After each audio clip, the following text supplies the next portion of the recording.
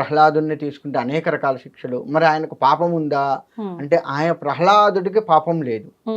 కానీ మరి ఆయనకు శిక్షలు ఎందుకు వేశారు అంటే భగవంతుడిని ఆరాధించిన వారికి ఎటువంటి శిక్ష వేసినా ఏమీ కాదు అని నిరూపించడం కోసం ఆయన్ని ఆదర్శంగా తీసుకొని అక్కడ శిక్షలు వేశాడు స్వామివారు. అంటే ఆయన ఇందుకడ అందులేడని సందేహం వలదు అన్నట్లుగా స్వామిని ఎక్కడైనా చూశారు.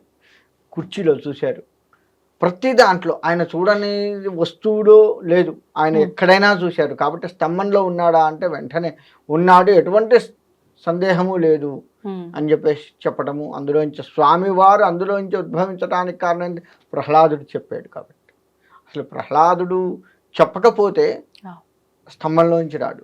అంటే స్వామి అన్ని చోట్ల ఉన్నాడు అని చెప్పేసి ప్రహ్లాదుడు చెప్పడం వల్ల అన్ని చోట్ల ఉన్నటువంటి స్వామి లక్ష్మీ నృసింహ స్వామివారిగా ఉద్భవించి ఉండి అందులో ఉన్నారు, అలానే ఉద్భవించారు.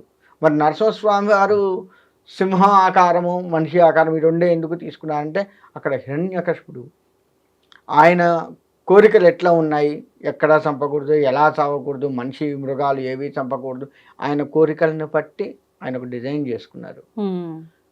జీవం ఉన్న దాంతో చంపకూడదు, జీవం లేని దాంట్లో చంపకూడదు, గోళ్ళు కట్ చేస్తే నొప్పి ఉండదు, అట్లనే మరి జీవం లేదా అంటే పెరుగుతుంది.